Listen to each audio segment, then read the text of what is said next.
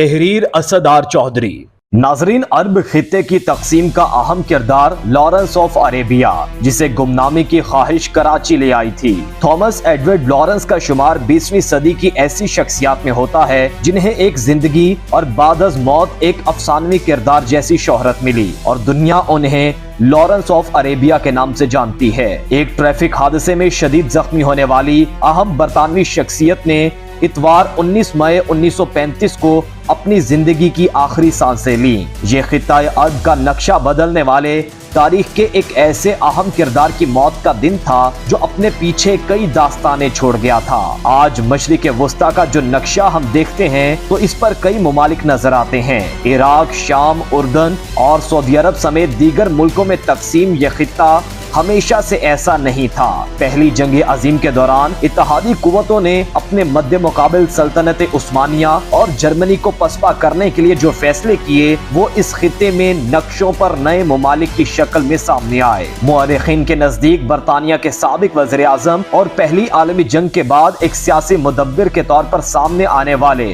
Winston Churchill اور اس وقت کے برطانوی وزیر اعظم ہیربرٹ اسکوائٹ اور ان کی کابینہ میں شامل خزانے کے چانسلر ڈیوڈ لائیڈ اور وزیر جنگ لارڈ کچنر نے جدید مشرق وسطیٰ کی صورت گری کی۔ لیکن ان تاریخی تبدیلیوں کے اہم کردار کے طور پر سب سے زیادہ شہرت ٹی ای لارنس کو حاصل ہوئی۔ تھامس ایڈورڈ لارنس کا شمار 20ویں صدی کی ایسی شخصیات میں ہوتا ہے جنہیں بعد از موت ایک افسانوی کردار جیسی شہرت ملی، اور دنیا انہیں لارنس آف عربیہ کے نام سے جانتی ہے۔ اپنی فوجی مہارت سے برطانیہ میں ممتاز مقام حاصل کرنے والے ٹی ای لارنس کے بارے میں مصنف ڈیوڈ مرفی نے اپنی کتاب لارنس آف عربیہ میں لکھا ہے کہ انہوں نے باقاعدہ فوجی تربیت حاصل نہیں کی تھی، البتہ پہلی عالمی جنگ میں ان کی مہمات نے دو رس اثرات مرتب کیے، اور اس غیر تربیت یافتہ فوجی نے جدید مشرق وسطیٰ کی تشکیل میں بنیادی کردار ادا کیا۔ ٹی ای لارنس کے تذکرہ نگاہوں کا کہنا ہے کہ ان کی ابتدائی زندگی سے اس بات کا شائبہ بھی نہیں ہوتا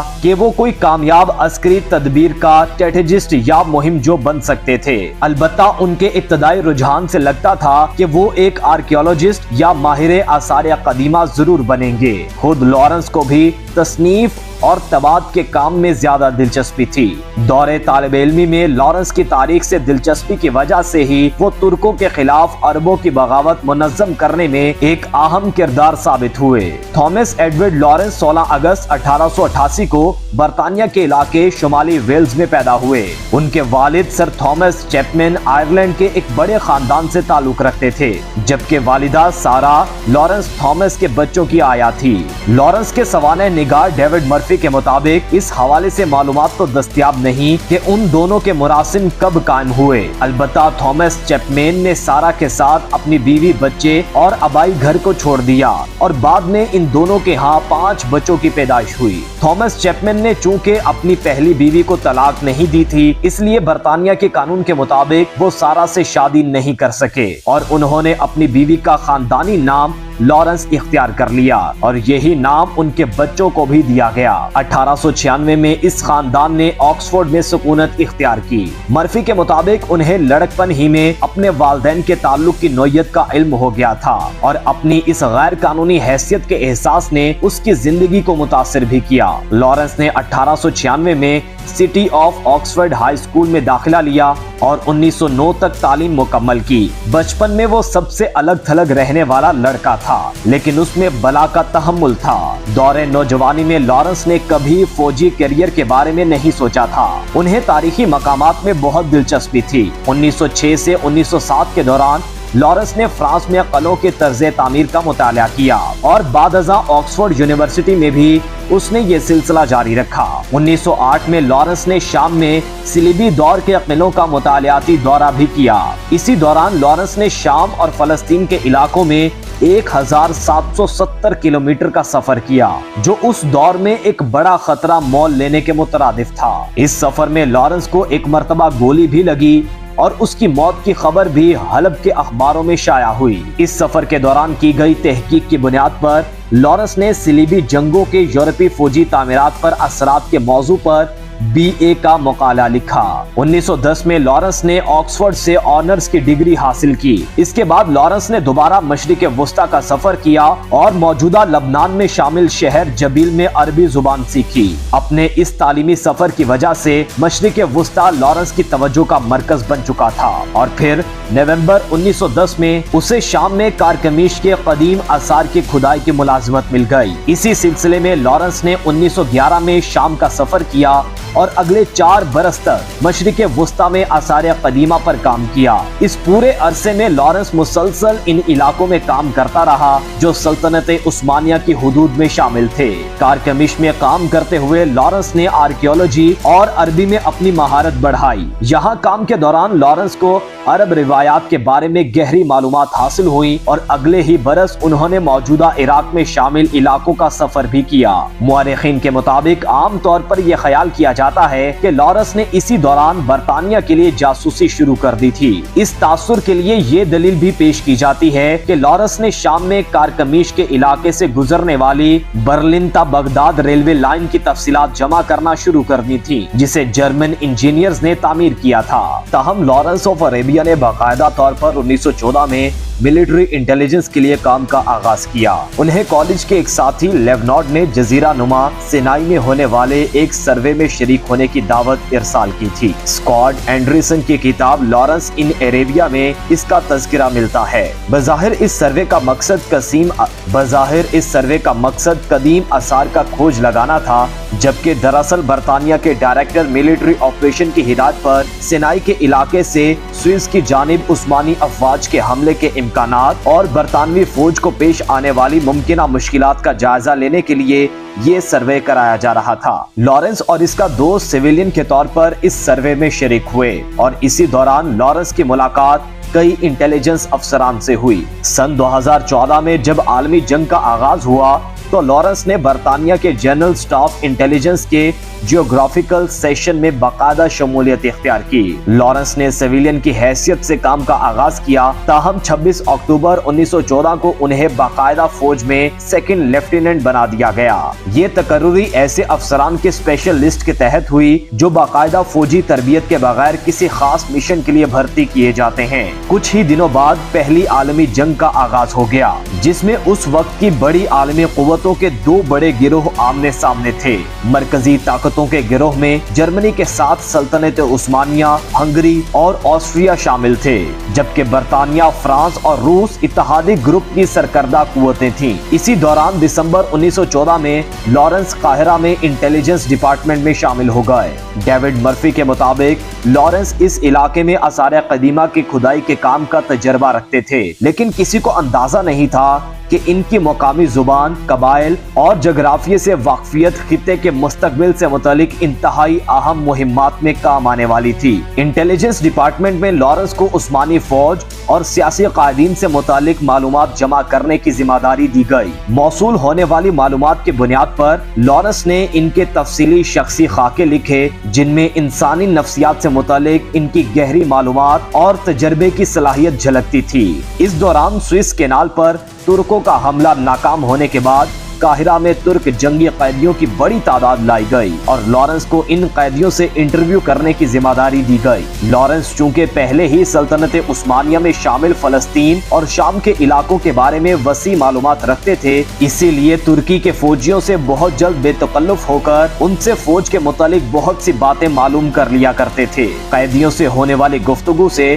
لارنس کو اندازہ ہو گیا تھا کہ ترک فوج میں شامل عربوں کو تنخواہوں، طبی سہولتوں اور ترک فوجی افسران کی ناقص کارکردگی اور ان پر بڑھتے جرمنی کے اثر و رسوخ سے متعلق شکایات پیدا ہو گئی ہیں۔ مختلف مبصرین کا کہنا ہے کہ لارنس ان معلومات کی بنیاد پر اس نتیجے پر پہنچ گئے کہ عثمانی فوج میں شامل عربوں کو بغاوت پر آسانی سے اکسایا جا سکتا ہے۔ جنگ کے دوران ہی 1915 کے وسط میں لارنس کے 2 بھائی وال اور فرینک فرانس میں ایک کارروائی میں مارے گئے۔ اس سے لارنس کو مغربی محاذ پر جنگ کی شدت کا احساس ہوا۔ مصر اس وقت مشرق وسطی میں فوجی کارروائیوں کا محور تھا۔ لارنس کو اپنے مشاہدے کی بنیاد پر اندازہ ہو چکا تھا کہ مشرقی محاذ پر جرمنی کو روکنے کے لیے اس کے اتحادی तुर्की को कमजोर करना होगा।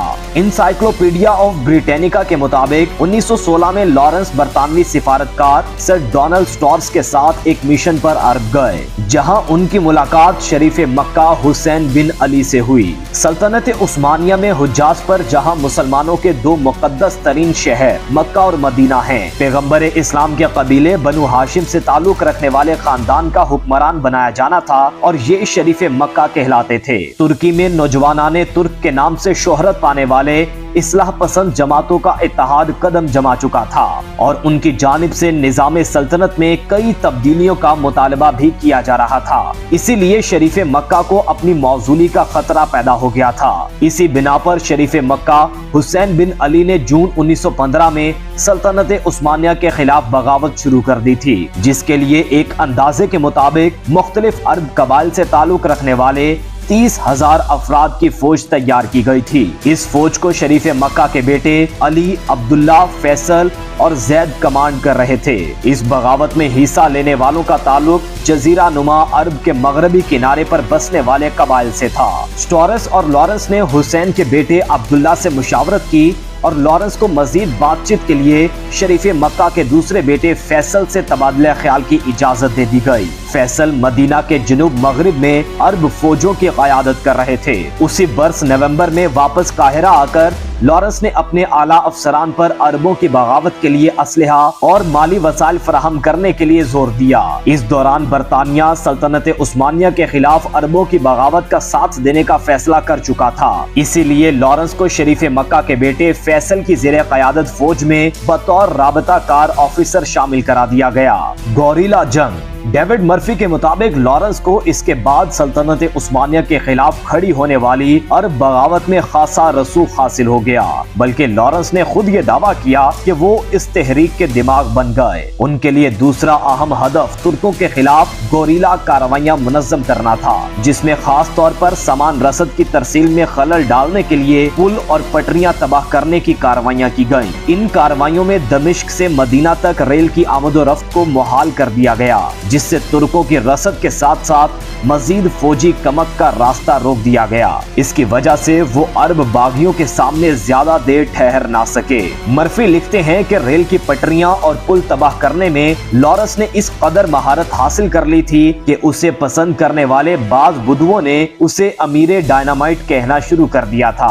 इन कार्रवाइयों में अपनी महारत और दलेरी से कायल करने के बाद लॉरेंस ने अरब शुएक से तुर्कों की शिकस्त के बाद हासिल होने वाले माल और बरतानिया की जानिब से सोने के सिक्के दिलाने के वादे किए। साथ ही अरबों को मुकम्मल आजादी दिलाने के अहदो पेमा भी बांधे। बहीरा अहमर के शुमाली किनारे में अकबा पर अरब गोरिल्ला जंगों को पहली बड़ी कामयाबी मिली और 2 माह की कोशिशों के बाद अरब जंगजुओं ने जुलाई 1917 में इस पर कब्जा कर लिया। इसके बाद लॉरेंस ने बरतानवी जनरल सर एडमिन एल-निबाई की सरबराही में यरूशलेम की जानिब पेशकदमी से अरब तहरीक को जोड़ने की कोशिश की, लेकिन इसमें ज्यादा कामयाबी हासिल ना हो सकी। स्कॉट एंड्रिस की किताब लॉरेंस इन अरेबिया की किताब के मुताबिक लॉरेंस का कहना था कि उसी बरस शाम के इलाके दरआ में उसे तुर्कों ने गिरफ्तार कर लिया था और उनके बकौल उन्हें तशद्दुद का निशाना भी बनाया गया और बाद वो कैद से फरार हो गए थे। तुर्कों के हाथों गिरफ्तारी के बाद तशद्दुद और फरार से मुतालिक लॉरेंस के बयानात को उसके बाद तज़किरा निगार चैलेंज करते हैं। ताहम आम तौर पर यह तस्लीम किया जाता है कि इस वाक़े ने उसे गहरे जिस्मानी और नफ्सियाती जख्म दिए जो कभी भर नहीं पाए। कुछ माह बाद लॉरेंस ने यरूशलेम में फतह के जश्न के लिए होने वाली परेड में शिरकत की और दोबारा शरीफ मक्का के बेटे फैसल की फौज से जा मिला, जो अब शुमाल की जानिब बढ़ रही थी। उस वक्त तक लॉरेंस को बरतानवी फौज में लेफ्टिनेंट कर्नल के ओहदे पर तरक्की दे दी गई और डिस्टिंग्विश सर्विस ऑर्डर का तमगा भी मिल चुका था।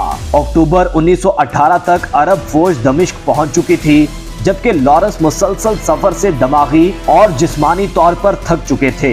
इस दौरान वो कई बार जख्मी भी हुए, दुश्मन के हाथों तशद्दुद का सामना करना पड़ा और मैदान जंग में उन्होंने अपने हरीफों को जख्म लगाए। लेकिन अरबों के दमिश्क पहुंचने के बाद आपस में होने वाले इख्तिलाफात से वो बददिल हो गए और उनकी ये उम्मीद जाती रही कि अरब कभी अपने कबायली इख्तिलाफ फरामोश करके ایک قوم بھی بن سکیں گے۔ بریٹینیکا کے مطابق لارنس کو یہ بھی علم ہو گیا تھا کہ برطانیہ اور فرانس کے درمیان ہونے والے سائکس پیکو معاہدے کی صورت میں عربوں کے ساتھ پہلے ہی دھوکہ ہو چکا ہے۔ اس معاہدے کے تحت برطانیہ اور فرانس نے سلطنت عثمانیہ میں شامل فلسطین، شام، عراق اور لبنان کے علاقے آپس میں تقسیم کر لیے تھے اور اسے روس کی تائید بھی حاصل تھی۔ ان حالات سے دل برداشتہ ہو کر لارنس واپس برطانیہ چلے گئے اور 30 اکتوبر 1918 کو جب انہیں اعزازات سے نوازنے کے لیے بادشاہ جارج پنجم نے دربار میں طلب کیا تو انہوں نے نرمی کے ساتھ یہ اعزاز لینے سے انکار کر دیا۔ جولائی 1919 میں لارنس کو بطور لیفٹیننٹ کرنل فوجی خدمات سبکدوش کر دیا گیا، لیکن اس دوران لارنس نے عربوں کی آزادی کے لیے 1919 میں ہونے والی پیرس امن کانفرنس میں کوششیں جاری رکھیں، بلکہ وہ اس کانفرنس میں عرب لباس پہن کر شریک بھی ہوئے تھے۔ خاص طور پر لارنس کی کوشش تھی کہ شام اور لبنان کو باقی عرب دنیا سے کاٹ کر فرانس کے زیر اختیار دینے کا فیصلہ تبدیل کر دیا جائے، لیکن انہیں کامیابی حاصل نہیں ہوئی۔ اسی دوران لارنس نے اپنی یادداشتوں پر کام شروع کر دیا اور جنگ کے دوران ان کی مہمات کا چرچا بھی ہونے لگا تھا۔ قاہرہ میں ایک جونیئر آفیسر رہنے والے لارنس کو ایک معروف شخصیت بنانے میں نوجوان امریکی مصنف، اداکار اور تفریحی پروگرامز کے منتظم لوئل تھامس نے بنیادی کردار ادا کیا۔ پہلی عالمی جنگ کے پس منظر میں مشرق وسطی کے حالات پر ڈیوڈ فرامکن نے اپنی کتاب A Peace to End All Peace میں لکھا ہے کہ اوہایو سے تعلق رکھنے والا 25 سالہ تھامس شہرت کی تلاش میں تھا۔ 1917 تک اس نے خطابت کی تربیت دینے کا کام کیا اور اتنے پیسے جمع کر لیے جن سے وہ برطانیہ پہنچ گیا۔ اس کے بعد لوئل تھامس نے ایک کیمرہ مین کا انتظام کیا اور مشرق وسطی پہنچ گیا۔ یہاں اس کی ملاقات لارنس سے ہوئی جو عرب لباس پہنتا تھا اور ترکوں کے خلاف عربوں کی بغاوت کو منظم کر رہا تھا۔ لوئل تھامس کو ایک سنسنی خیز داستان کے کردار مل گئے تھے۔ اس نے یہ داستان لکھنے کا فیصلہ کیا اور لارنس کے ساتھ شریف مکہ، حسین بن علی اور اس کے بیٹے فیصل کے ترکوں کے خلاف بغاوت کے کرداروں میں رنگ بھرنا شروع کر دیا۔ فرامکن کے مطابق اس داستان کو دلچسپ بنانے کے لیے اس میں رنگ آمیزی کی گئی اور لارنس کو ترک سلطنت نابود کرنے والی عرب بغاوت کا رہنما بنا کر پیش کیا گیا۔ لارنس کی بڑھتی ہوئی شہرت کے باعث 1921 میں انہیں برطانیہ کے وزیر برائے نو آبادیات ونسٹن چرچل کا مشیر برائے عرب امور مقرر کر دیا گیا تھا۔ لارنس کی بڑھتی ہوئی شہرت کے باعث 1921 میں انہیں برطانیہ کے وزیر برائے نو آبادیات تھامس نے لاسٹ کروسیڈ کے عنوان سے ایک شو ترتیب دیا جس میں تصاویر کے ساتھ لارنس کے جنگی کارنامے لیکچر کی صورت میں بیان کیے جاتے تھے۔ اس نے یہ شو پہلے نیو یارک میں پیش کیا جس سے متاثر ہو کر ایک برطانوی نے لندن میں اس کا اہتمام کرایا جسے وہاں بے پناہ مقبولیت حاصل ہوئی۔ 6 ماہ کے اندر یہ شو لگ بھگ 10 لاکھ افراد نے دیکھا۔ بعد میں تھامس نے اس شو کو دنیا بھر میں دکھایا۔ اس کی کامیابی سے وہ ایک امیر شخص بن گیا اور لارنس آف عربیہ کو دنیا بھر میں ہیرو بنا کر پیش کیا جانے لگا۔ فرامکن کا کہنا ہے کہ لارنس نے خود بھی بھیس بدل کر تھامس کے شو دیکھے اور اس داستان میں اپنے حوالے سے ہونے والے مبالغے پر شرمندگی محسوس کرتا تھا۔ ڈیوڈ فرامکن کے مطابق لوگ تھامس کی باتوں پر اعتماد کر رہے تھے، اسی لیے لارنس کی بڑھتی ہوئی شہرت کے باعث 1921 میں انہیں برطانیہ کے وزیر برائے نو آبادیات ونسٹن چرچل کا مشیر برائے عرب امور مقرر کر دیا گیا۔ لارنس نے اسی حیثیت میں چرچل کے ساتھ مشرق وسطی سے متعلق فیصلوں کے لیے قاہرہ میں ہونے والی کانفرنس میں شرکت کی۔ برطانوی حکام کی یہ کانفرنس خطے کے حوالے سے اہم فیصلوں کے لیے طلب کی گئی تھی۔ اس کانفرنس میں میسوپوٹیمیا کے خطے میں عراق کے نام سے ملک بنا کر شریف مکہ کے بیٹے فیصل کو اس کا بادشاہ بنا دیا گیا، جبکہ فیصل کے بھائی عبداللہ کو اردن ٹرانس جارڈن کی سلطنت دے دی گئی۔ اس منصوبے میں اگرچہ لارنس کی مشاورت شامل تھی، لیکن اول تو اسے شام میں فرانس کی کارروائیوں پر اعتراض تھا، کیونکہ قاہرہ کانفرنس میں ہونے والے فیصلوں کے بعد برطانیہ اور فرانس نے سلطنت عثمانیہ کے زیر انتظام عرب علاقے آپس میں بانٹ لیے تھے۔ اس کے علاوہ فیصل کو بادشاہ بنا کر عراق کو ایک علیحدہ ملک بنا دیا گیا تھا، اس لیے لارنس نے عربوں کی بغاوت کے دوران ان سے مکمل آزادی کے جو وعدے کیے تھے وہ پورے نہیں ہو سکے تھے۔ یہی وجہ تھی کہ قاہرہ کانفرنس سے واپسی کے بعد لارنس نے اپنی مقبولیت اور اخبارات میں اپنا رسوخ بھی استعمال کیا، البتہ کوئی نتیجہ نہ نکلا اور 1922 میں وہ تمام عہدوں سے مستعفی ہو گئے۔ اس کے بعد حجاز اور عرب میں بھی حالات تیزی سے تبدیل ہونا شروع ہوئے۔ برطانیہ سے وعدہ خلافی کی شکایت کی وجہ سے شریف مکہ نے سوویت یونین سے روابط بڑھانا شروع کر دیے۔ 1902 میں ابن سعود نے ریاض کا کنٹرول حاصل کر لیا تھا۔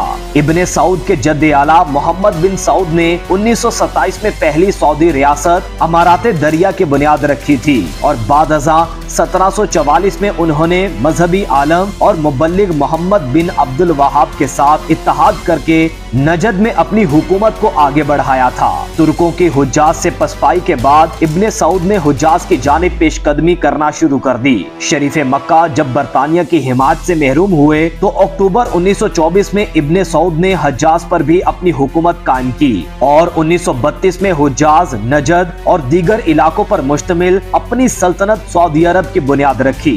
لارنس نے 1922 میں فوج سے سبکدوشی کے بعد پہلے 1923 اور پھر 1925 میں رائل ایئر فورس میں شمولیت اختیار کی اور 1935 تک وہ فضائیہ سے منسلک رہے۔ لارنس نے بے پناہ مقبولیت کے باوجود گمنامی کی زندگی کو ترجیح کیوں دی؟ اس پر کئی آراء پائی جاتی ہیں۔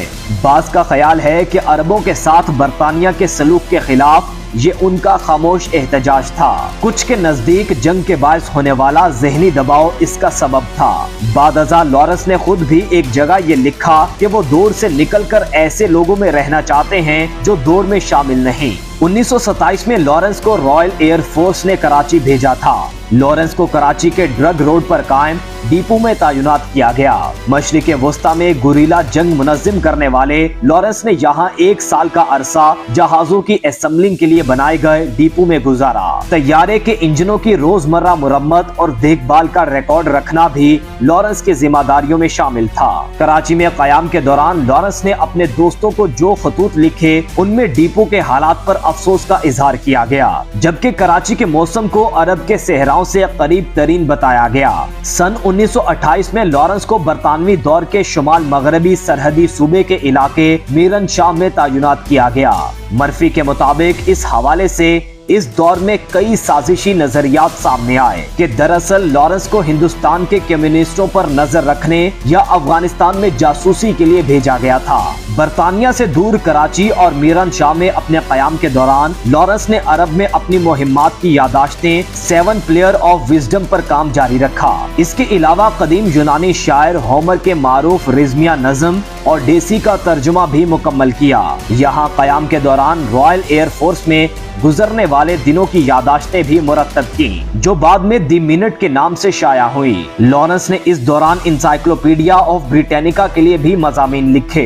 لارنس کے حالات زندگی پر شائع ہونے والی کتابوں اور یادداشتوں سے معلوم ہوتا ہے کہ انہیں ہمیشہ سے تیز رفتار موٹر سائیکلیں رکھنے اور جہاز اڑانے کا شوق تھا۔ انہوں نے کبھی جہاز اڑانے کی باقاعدہ تربیت حاصل نہیں کی تھی، لیکن جنگی محاذ پر کئی مرتبہ ہوائی سفر کیے۔ لارنس نے بعد میں رائل ایئر فورس کے لیے تیز رفتار کشتیاں بنانے کا کام کیا۔ 1935 میں وہ فضائیہ سے ریٹائرمنٹ کے بعد برطانیہ کے علاقے ڈورسٹ منتقل ہو گئے اور وہاں کلاؤڈز ہل پر ایک چھوٹے سے مکان میں رہنا شروع کر دیا۔ اپنے گھر واپس آتے ہوئے 13 مئی کو لارنس کی موٹر سائیکل حادثے کا شکار ہو گئی، جس میں وہ شدید زخمی ہوئے اور 6 دن تک زندگی و موت کی کشمکش میں رہنے کے بعد 19 مئی 1935 کو لارنس کی موت ہو گئی۔ لارنس کے علاج کرنے والے نوجوان نیورو سرجن ہیو کیرنز افسانوی شہرت رکھنے والے لارنس کی اس طرح ایک حادثے میں موت کو فراموش نہیں کر سکے۔ انہوں نے اس کے بعد موٹر سائیکل کے حادثات میں موت کے اسباب پر تحقیق کی اور اس نتیجے پر پہنچے کہ زیادہ تر افراد سر میں لگنے والی شدید چوٹ کی وجہ سے زندگی کی بازی ہارتے ہیں۔ ہیو کیرنز کی تحقیق سے موٹر سائیکل کے ہیلمٹ کی ایجاد اور بعد میں اسے قانونی طور پر لازمی کرنے میں مدد ملی۔ لارنس کی موت کے بعد یہ کہانی ختم نہیں ہوئی۔ عرب بغاوت سے متعلق ان کے تجربات کی روشنی میں بعد میں آنے والے اسکالرز نے بہت کچھ لکھا۔ لارنس کی شخصیت اور تجربات پر مقالے لکھے گئے اور زندگی پر کتابیں لکھی گئیں۔ 1962 میں ڈیوڈ لین کی فلم لارنس آف عربیہ نے ایک بار پھر اس کردار کو دنیا کے سامنے لا کھڑا کیا۔